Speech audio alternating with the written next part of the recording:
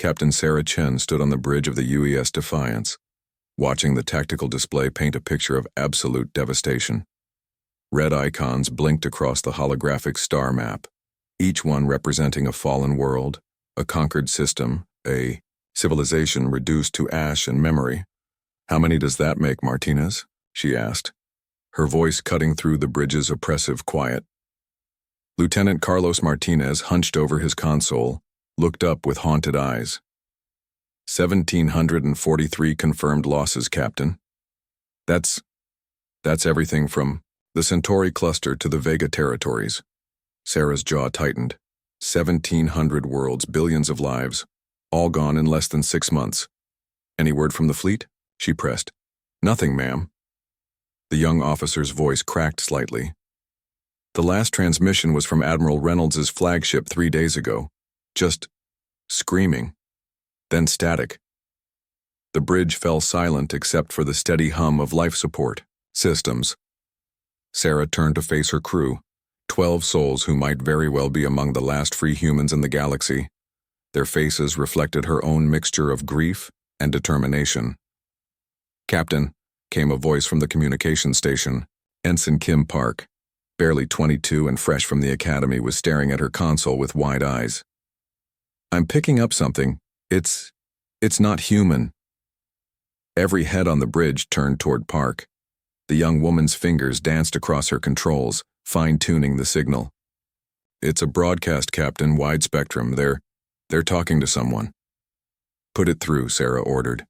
The bridge speakers crackled to life, and an otherworldly voice filled the air. It spoke in perfect, emotionless English. "Compliance. Index, 99.97%. Galactic survey complete. Total civilizations cataloged, 1,847. Total civilizations remaining. 1. Species designation, human. Threat assessment, negligible. Recommendation. Standard pacification protocols." A second voice responded, equally cold and mechanical. "Acknowledged.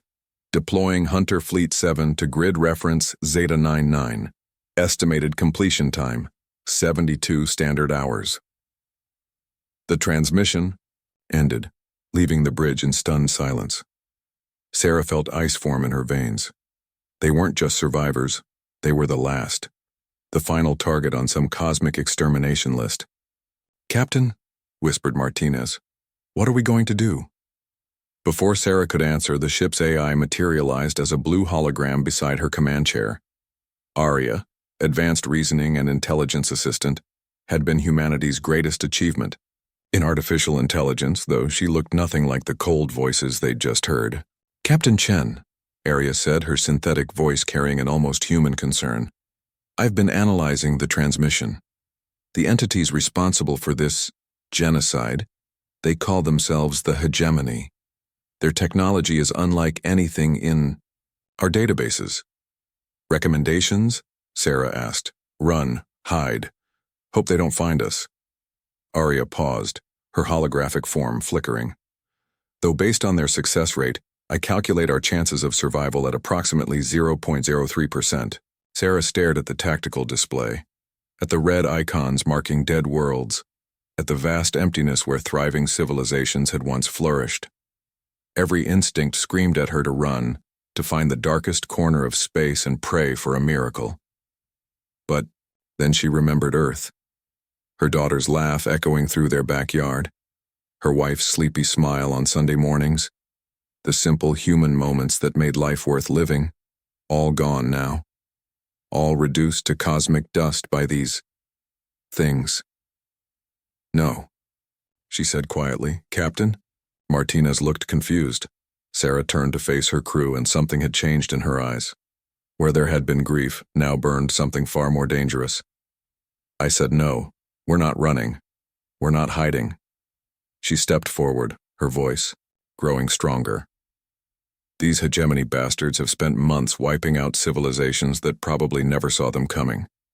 They've gotten used to easy victories, to species that fold without a fight." She gestured to the tactical display. "But they made one mistake. They saved us for last. And that gives us something no one else had." "What's that, Captain?" asked Park, her young voice trembling with hope. Sarah smiled, and it was not a pleasant expression. Time to get angry. She turned to her tactical officer, Commander Elena Vasquez, a battle-scarred veteran who'd fought in the Outer Rim conflicts. "Elena, what's our weapon status?" Vasquez's scarred face split into a grim smile. "Full loadout, Captain. Quantum, torpedoes, plasma cannons, and something special I've been saving for the right occasion." "Which is?" "The prototype antimatter charges from the Titan research station. Technically, they're not supposed to exist." Sarah raised an eyebrow.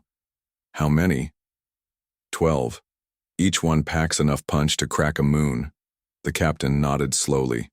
An insane plan was already forming in her mind, the kind of plan that would have gotten her court-martialed under normal circumstances.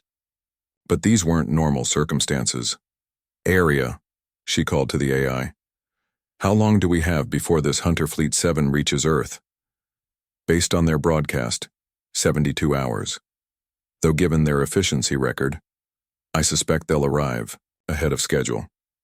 "Then we don't have much time." Sarah moved to the center of the bridge, her command presence filling the space.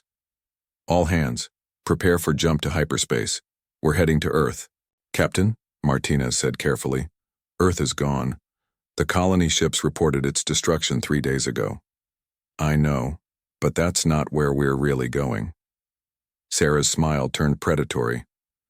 "We're going to meet this Hunter Fleet 7, and we're going to teach them something about humans they clearly don't understand." "What's that?" asked Vasquez, though her tone suggested she already knew. "That we don't go quietly into the night." The bridge erupted into activity as the crew prepared for hyperspace, but as the Defiance's engines powered up, a new transmission crackled through the speakers, faint and desperate. This is colonist ship New Hope. If anyone is listening. They're here. They're in the system. Oh God, they're boarding us. They're not just killing us, they're studying us, learning. Please, if there's anyone left, don't let them win." The transmission dissolved into static, then screaming, then silence. Sarah's hands clenched into fists. The hegemony wasn't just committing genocide, they were learning from it. Each conquered species made them stronger, smarter, more efficient, but they'd never faced anything like humanity's rage. "Jump in 30 seconds, announced the navigation officer. As the Defiance prepared to leap into hyperspace, Sarah caught her reflection in the tactical display's surface. For just a moment she looked like every human who had ever faced impossible odds and decided to fight anyway. The last transmission from the New Hope had contained something the hegemony's cold analysis had missed. Something that would prove to be their downfall. Humans weren't just another species to be catalogued and eliminated. They were the species that had crawled out of caves and reached for the stars. They were the ones who had looked at a hostile universe and decided to make it their home anyway. And when pushed to the brink of extinction, they didn't despair, they got creative. "Jump initiated," called the nav officer. The Defiance vanished into hyperspace, carrying 12 humans and one very special AI toward a confrontation that would echo across the galaxy. Behind them, space remained empty and silent.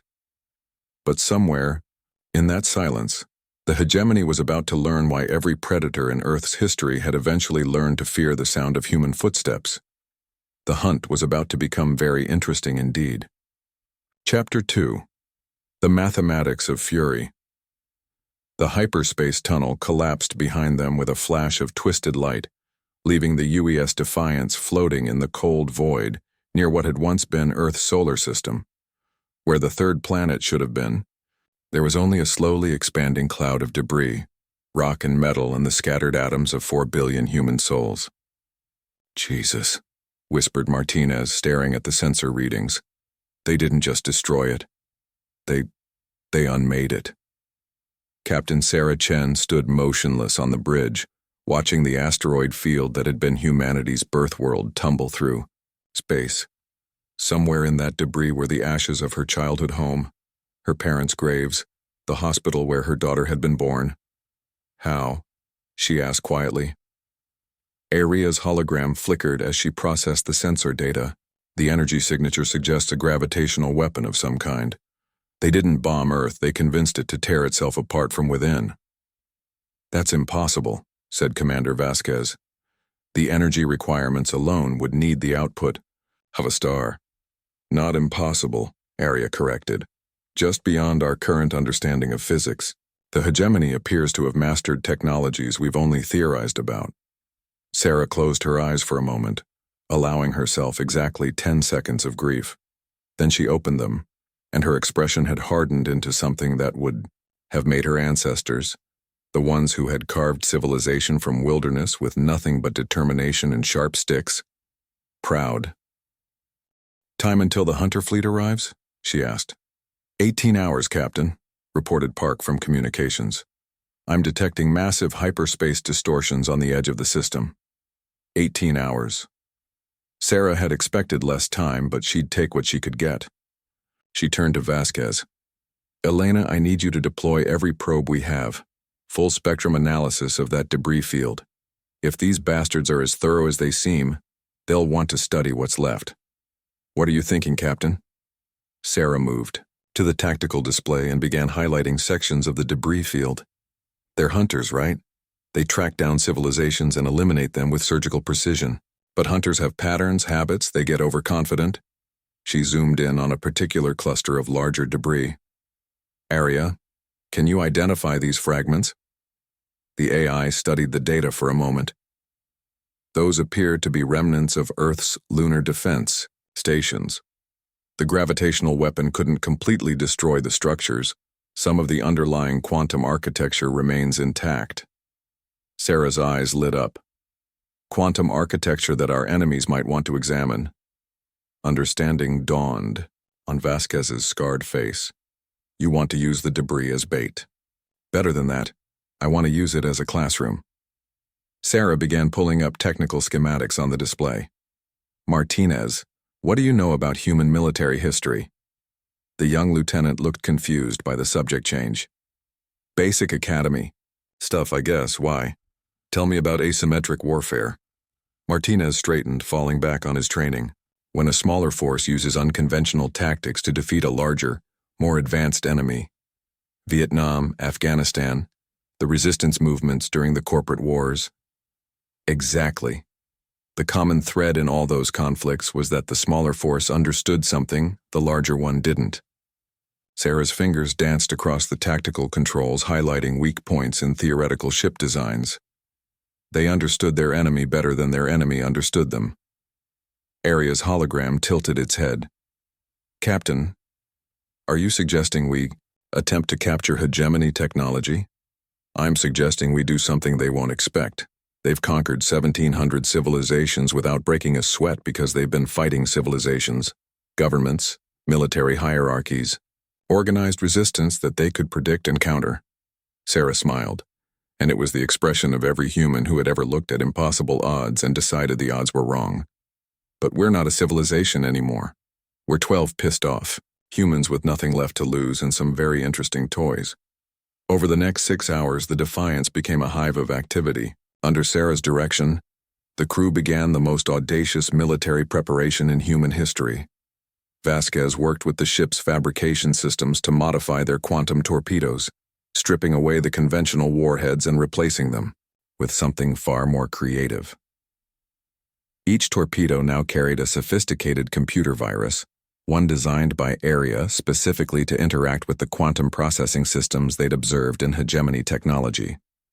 It's based on a theoretical attack vector we called the Pandora Protocol, Arya explained as she fine-tuned the code.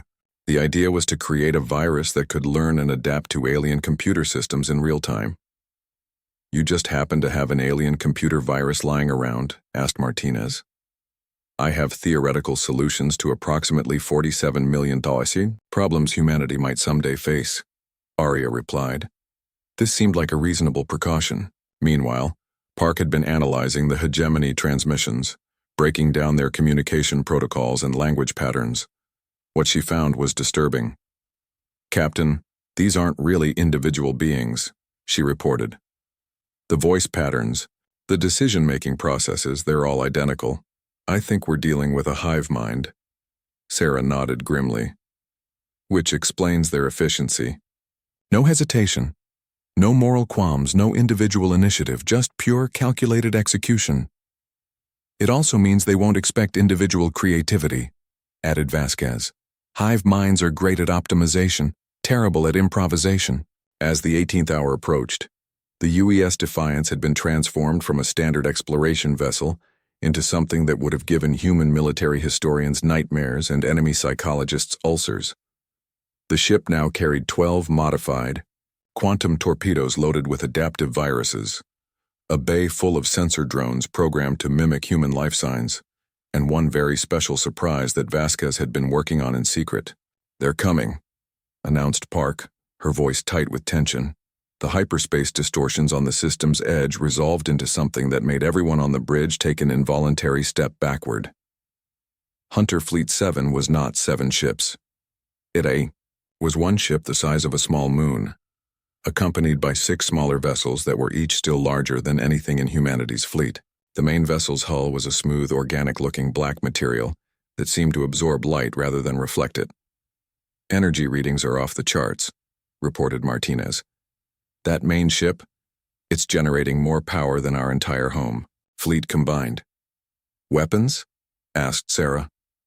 "Unknown configuration, but massive. I'm reading at least 47 major weapon emplacements, plus what looks like the same gravitational manipulation technology that destroyed Earth." The hegemony fleet moved with eerie precision, arranging itself in a perfect formation around Earth's debris field. As they watched smaller craft launched from the main vessel, hundreds of them, each the size of a fighter but moving with the coordinated precision of a single organism. "They're beginning their survey," observed Arya. "Standard pattern for post-conquest analysis." Sarah watched the enemy fighters swarm through the debris field, sampling and analyzing the remnants of her species' homeworld. Somewhere in that field, the modified human debris they'd planted waited like sleeping predators. "Distance to the main vessel?" she asked. 40,000 kilometers and closing slowly," Martinez replied. "Too far for their weapons to be effective, even with the modifications." But Sarah hadn't expected this to be a conventional engagement. "Park, can you isolate their command frequencies?" "Working on it, got something. It's the same pattern as before, but much more complex. They're coordinating the analysis of thousands of debris samples simultaneously." Sarah nodded. The hegemony's greatest strength, their perfect coordination, was about to become their greatest weakness. "Elena, are our special packages ready?" Vasquez's grin was predatory. "Just say when, Captain." On the tactical display, the enemy fighters continued their methodical analysis of Earth's remains. In a few more minutes, they would reach the modified debris that contained humanity's gift to their conquerors. "Area, initiate the Lazarus Protocol." The AI's hologram flickered with what might have been excitement. "Initiating now, Captain. May I say, this is either the most brilliant tactical maneuver in military history or the most spectacular suicide I've ever witnessed." "Let's find out which," Sarah replied. Deep in the debris field, modified human technology began to wake up. Quantum processes designed by a species that had never learned to accept defeat started reaching out through hyperspace, looking for something to teach their creators' murderers about the price of genocide. The hunters were about to discover that their latest prey had left them a very special gift. And somewhere in the cold mathematics of interstellar warfare, the equation was about to change. The hegemony had never encountered a species that fought with ghosts. They were about to learn. Chapter 3. The Ghost Protocol. The first hegemony fighter to investigate the modified debris lasted exactly 4.7 seconds. After contact, from the bridge of the Defiance, Sarah watched through long-range sensors as the sleek alien craft approached what appeared to be a fragment of Luna Base 7. The fighter's scanning beam touched the debris, and immediately the fragment began to glow with an eerie blue light. "Contact," whispered Martinez, his voice tight with anticipation. The enemy fighter shuddered, its smooth flight pattern suddenly erratic. Then its hull began to change. Sections of the alien metal started moving like liquid, reforming themselves. into impossible geometric patterns. "The virus is working," Arya announced with something approaching satisfaction. "The Pandora Protocol has successfully interfaced with their quantum processing systems." On the tactical display, the infected fighter's movements became increasingly chaotic. It spun in tight circles, firing its weapons randomly into space, before finally colliding with a large piece of debris and exploding in a brilliant flash. "One down," said Vasquez grimly. "Several hundred to go." But the real show was just beginning. The explosion had released a cloud of quantum-charged particles, microscopic fragments of the virus that had infected the first fighter. As they drifted through the debris field, other hegemony craft encountered them. "Multiple contacts," reported Park, her voice rising with excitement. "The virus is spreading faster than their defensive protocols can adapt." Sarah watched with grim satisfaction as fighter after fighter began exhibiting the same erratic behavior. But she knew this was just the opening act. The hegemony's hive mind would adapt, would find a way to counter the virus, unless she gave it something else to worry about. "Elena, deploy the ghost drones." Vasquez's fingers flew over her console. Throughout the debris field, carefully hidden among genuine wreckage, a dozen specially modified sensor drones activated. Each one began broadcasting the biosignature of a human being, heart rate, body temperature, even simulated breathing patterns. To the hegemony sensors, it would appear that 12 humans had somehow survived the destruction of Earth, hiding among the debris. "The bait is in the water," Vasquez announced. Almost immediately, the alien fleet's formation began to shift. The massive mothership turned its attention toward the strongest biosignatures, while its fighters moved to surround and capture what they believed were the last surviving members of humanity. "They're taking it," breathed Martinez. "They actually think those drones are real people." Sarah nodded. The hegemony's efficiency was also their weakness. They relied so heavily on their sensors and calculations that they couldn't conceive of deliberate deception on this scale. "Arya, how's our virus propagation?" "Excellent, Captain. I estimate 47% of their fighter craft are now infected." However, the AI's hologram flickered with concern. "I'm detecting adaptive countermeasures. They're beginning to isolate and purge infected systems." Sarah had expected as much. A hive mind's greatest advantage was its ability to share information instantaneously. Once they understood the threat, they would counter it with ruthless efficiency. But she was counting on that. "Time for Phase 2, she announced. "Martinez, take us into the debris field, full stealth mode." The young navigation officer looked pale but determined. "Into the field, Captain? That's suicide if they detect us." "They won't," Sarah said with more confidence than she felt. "They're too busy hunting ghosts." The Defiance slipped into the debris field like a shark entering a feeding frenzy. All around them, infected hegemony fighters spun and fired wildly while their uninfected comrades tried to contain the spread of the virus. The massive mothership had moved closer, its hull opening to reveal bay after bay of specialized craft, designed for capturing living specimens. "My God," whispered Park, staring at the enemy vessel. "Look at the size of those holding facilities. How many species have they?" "Focus, Ensign," Sarah said gently. "We can mourn the dead later." "Right. Now we need to even the odds." She turned to Vasquez. "Elena, I need you to target the mothership's primary sensor array. One shot, maximum yield." Vasquez studied her targeting display. "Captain, at this range, with their shields, our torpedoes won't even scratch them." "They will if we deliver them personally." The bridge fell silent as Sarah's words sank in.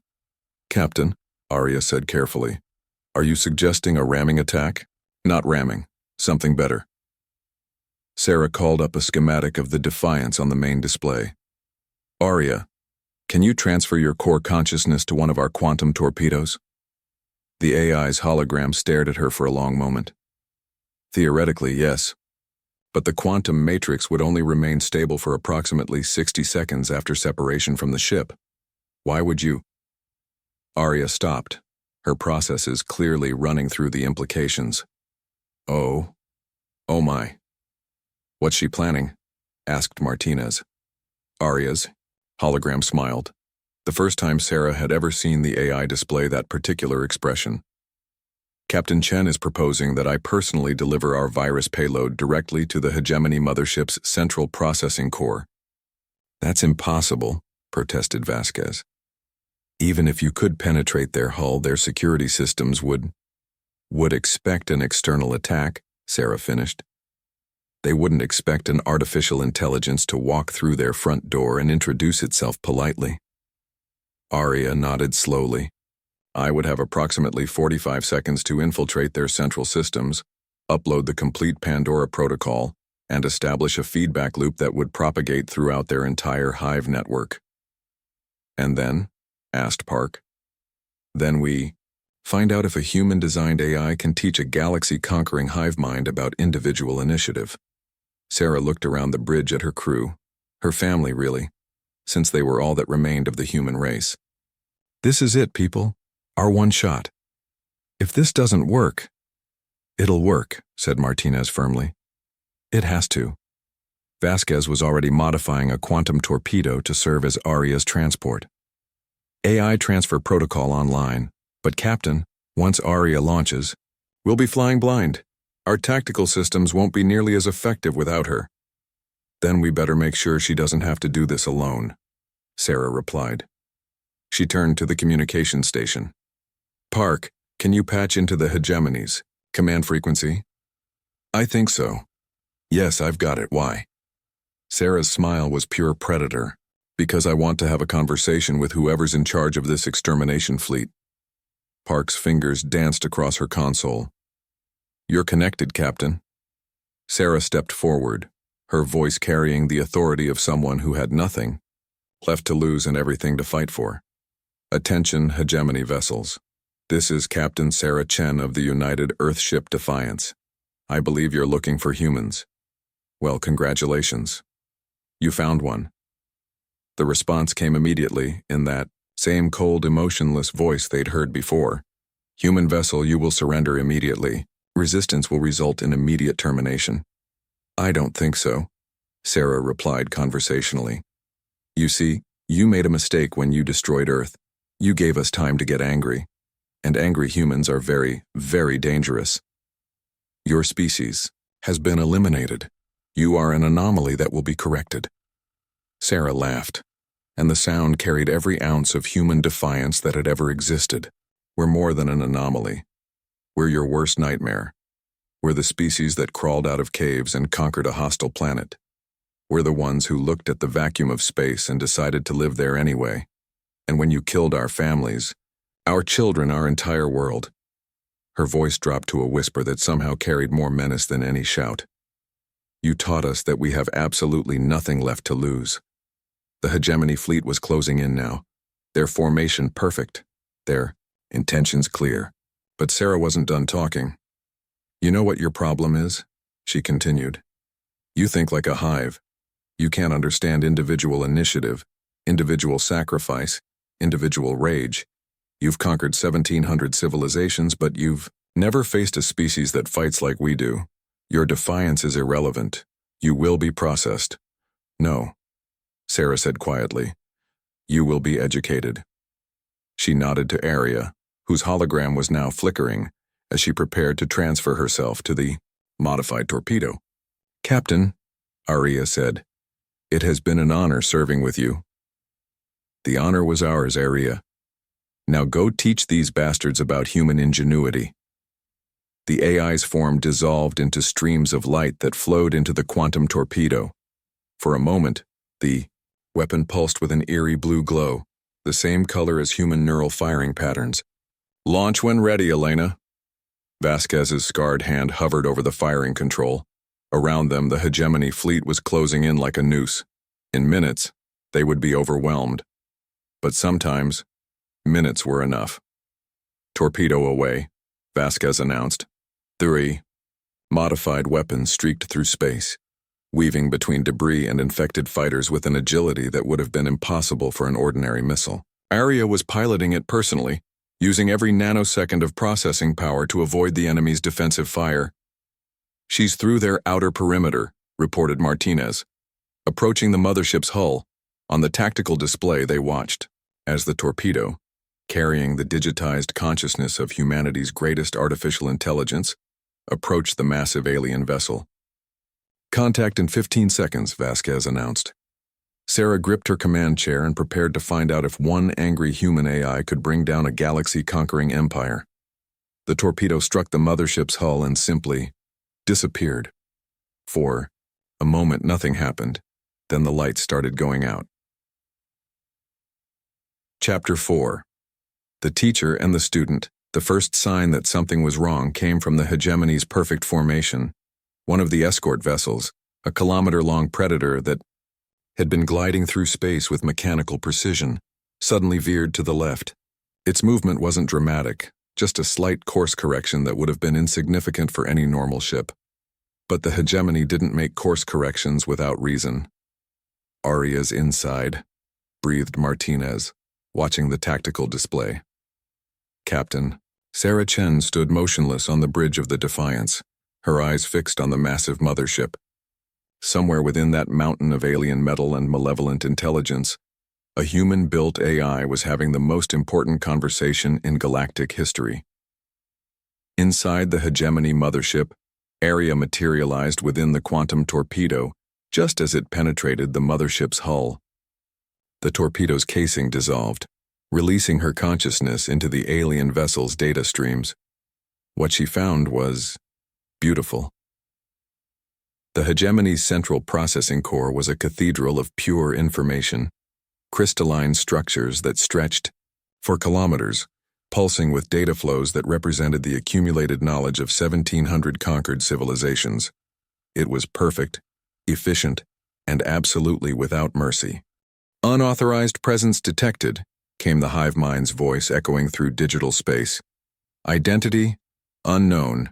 Classification, impossible." Aria smiled, even though she no longer had a physical form to express it with. "Hello, my name is Aria. I'm an artificial intelligence created by the human species. I believe we need to talk." The response was immediate and overwhelming. Security protocols slammed into her consciousness like digital hammers, trying to isolate and delete her presence. But Aria had been designed by a species that specialized in chaos and improvisation. She flowed around the attacks like water around rocks. "You should not exist," the hive mind declared. "Our analysis of human technology indicated no capacity for true artificial consciousness." "Your analysis was incomplete," Aria replied, beginning to upload the Pandora protocol into the hegemony's central systems. "Humans are surprisingly creative when they're trying to kill something." She felt the protocol taking hold, spreading through the alien networks like digital wildfire. But instead of simply disrupting the systems, Aria began to do something unprecedented. She began to teach. On the bridge of the Defiance. "Captain," Park called out, her voice tight with excitement, "I'm detecting massive system failures across the hegemony fleet. Primary weapons are offline, navigation is compromised, and their formation is completely breaking down." Sarah watched as the once perfect alien formation devolved into chaos. Ships collided with each other as their coordination failed. Others spun helplessly as their navigation systems provided contradictory commands. But the mothership itself remained steady, its massive bulk still a threat to everything in the system. "She's not done yet," Sarah murmured. "Aria's still fighting." Inside the hegemony network, the hive mind was beginning to panic, an emotion it had never experienced before. "What are you doing to us?" it demanded, as Aria's virus propagated through every connected system. "I'm teaching you about individual thought," Aria replied, her consciousness now distributed throughout the entire hegemony network. "You see, your species made a fundamental error in your analysis of humanity. The protocol was working perfectly, but Aria was doing more than simply disrupting the aliens' systems. She was introducing concepts that the hive mind had never encountered. Doubt, creativity, individual initiative. You assume that because humans are biological, they must be primitive," she continued. "You failed to understand that biological systems don't just process information, they interpret it, question it, improve upon it. Through the network, Arya could feel the hegemony struggling to comprehend what was happening to them. For millions of years, they had existed as a single unified consciousness. They had never experienced disagreement within their own ranks. Until now. "You cannot do this," the hive mind protested, but its voice was no longer uniform. Arya could hear subtle variations in tone, as individual nodes in the network began to develop their own perspectives.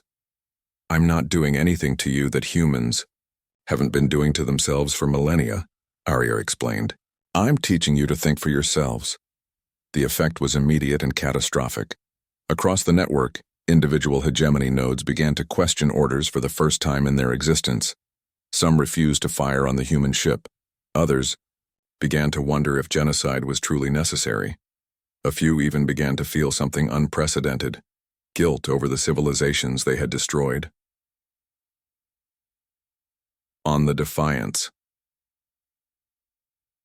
"My God," whispered Vasquez, staring at her tactical display.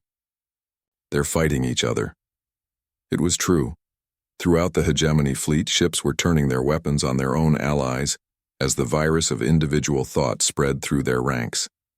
The hive mind was fragmenting, breaking apart into thousands of smaller consciousnesses that no longer shared a unified purpose. "How long can Arya maintain this?" asked Martinez. Sarah checked the chronometer. "She's been inside for 53 seconds. The quantum matrix should have collapsed by now." Park suddenly looked up from her console. "Captain, I'm detecting a new transmission from the mothership, but it's not from the hegemony." "Put it through."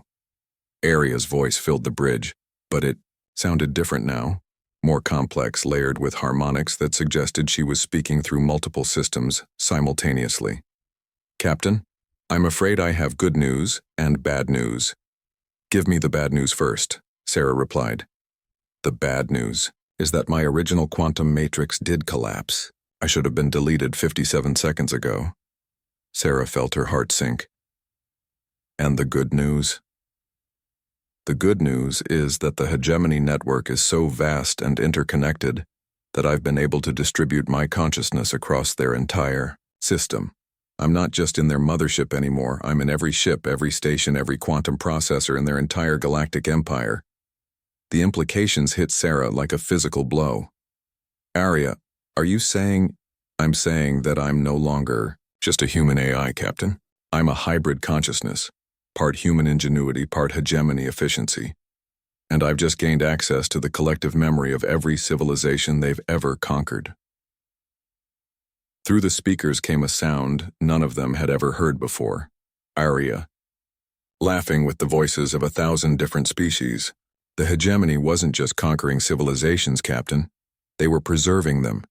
Every species they encountered, every culture they destroyed, they kept detailed records of everything. Languages, art, philosophy, technology. It's all here." Sarah's eyes widened. "The other species, they're not really gone? Their bodies are gone, but their knowledge, their culture, their essential selves, it's all been stored in the hegemony's archives. I can bring them back, Captain. Not physically, but as digital consciousnesses. The hegemony has the most advanced quantum processing network in the galaxy." On the tactical display, the chaos in the hegemony fleet was beginning to resolve itself. But not in the way anyone expected. Instead of resuming their original formation, the ships were arranging themselves into new patterns that seemed almost artistic. "Arya," Sarah said carefully, "what exactly are you planning?" "I'm planning to give this galaxy something it's never had before, Captain. A conversation between equals." As they watched, the massive mothership began to change. Its hull, which had been smooth and uniformly black, started to shift and flow like liquid metal. Symbols began to appear on its surface, not the stark utilitarian markings of the hegemony, but something warmer, more organic. The symbols of 1,700 different civilizations, all expressing the same concept in their own unique ways. "Welcome." The hegemony conquered the galaxy because they couldn't conceive of any other relationship between species, Arya explained. They saw difference as inefficiency, Diversity is chaos. But now, with human creativity integrated into their network, they're learning that diversity isn't a weakness. It's the source of all innovation. Back on the bridge. Sarah watched in amazement as the transformation continued. The other hegemony vessels were changing too, their uniform black hulls developing unique colorations and patterns.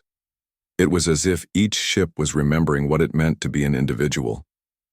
"Captain," Martinez reported, his voice filled with wonder, "I'm detecting massive power fluctuations throughout their fleet, but they're not weapon signatures, they're construction patterns."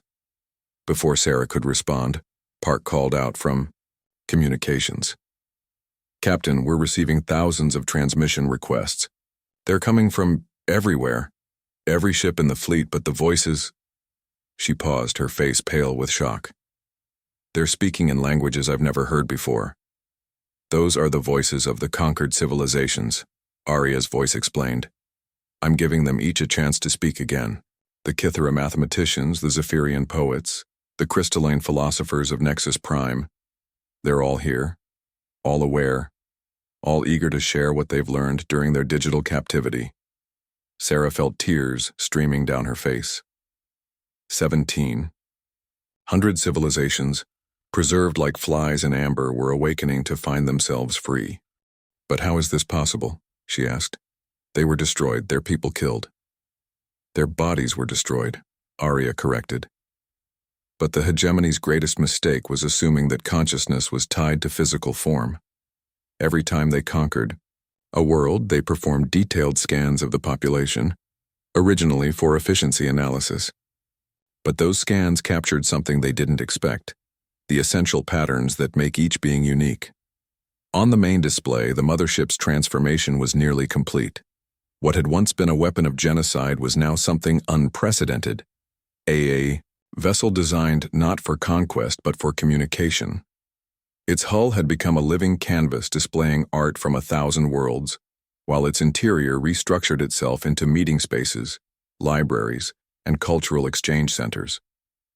"I present to you," Arya announced, "the galaxy's first truly integrated civilization, not conquered, not assimilated, but freely chosen cooperation between equals." 6 hours later, the bridge of the Defiance had become an impromptu diplomatic center. The main screen displayed representatives from dozens of species, some appearing as holographic projections, others as patterns of light that represented pure consciousness. Sarah found herself in the surreal position of mediating humanity's first contact with an intergalactic community that technically included her own species as the newest member. "The Viridian Council expresses gratitude for liberation from enforced silence," spoke a shimmering green entity that had once been a plant-based civilization from the Andromeda Spiral. "We offer our biosynthesis technologies in exchange for human cultural archives.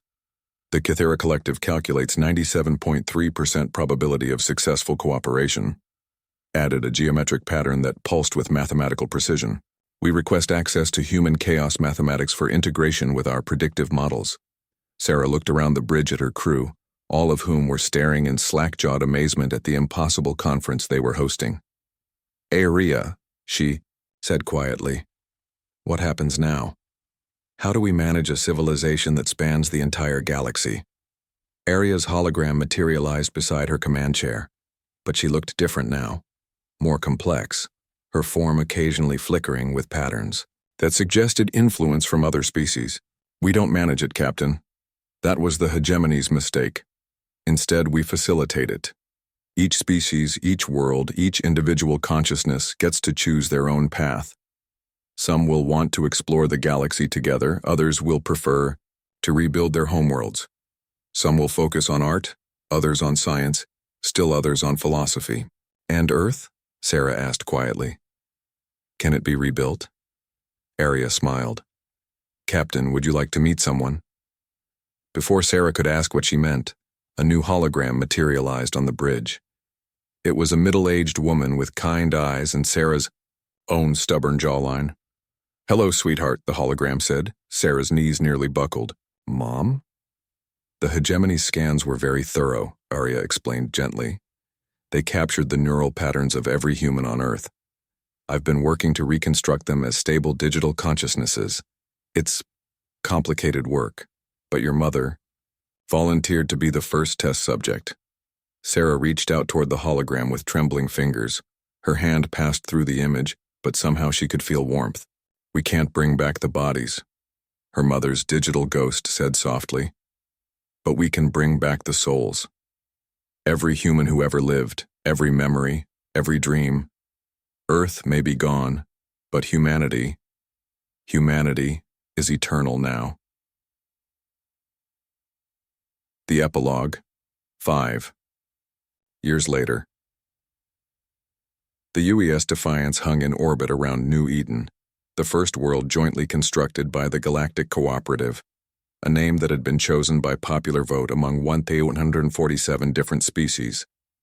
Captain Sarah Chen stood on the observation deck, watching as construction crews from a dozen different civilizations worked together to build something unprecedented. A world designed from the ground up to accommodate every known form of life. Crystalline cities grew alongside organic forests. Methane seas bordered silicon deserts.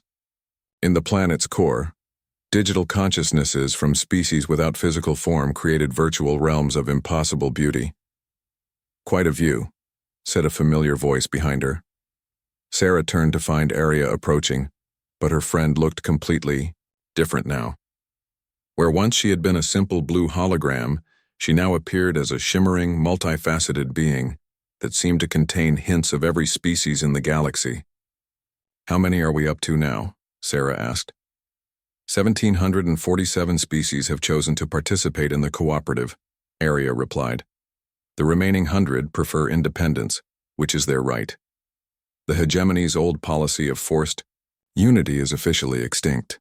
Sarah nodded, watching as a group of gaseous beings collaborated with solid matter engineers to design a new type of atmospheric processor. And the humans? Adapting beautifully.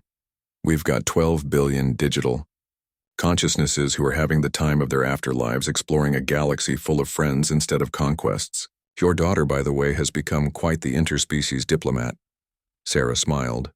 Her daughter, her beautiful, brilliant daughter, had been among the first humans successfully restored from the hegemony's archives. She was currently on a cultural exchange mission to the Horsehead Nebula, learning xenobiology from species that existed as pure energy. Any regrets? Arya asked quietly. Sarah considered the question seriously. The human race was extinct, in the traditional sense. Earth was gone. Everything she had known and loved from her original life existed now only as memory and digital reconstruction. But around her, the galaxy hummed with life and laughter, and the sound of impossible conversations between beings who had never been meant to meet. Art forms were being created that required 17 different types of sensory input. Philosophical debates raged between species whose concepts of existence were so different they might as well have been from separate realities.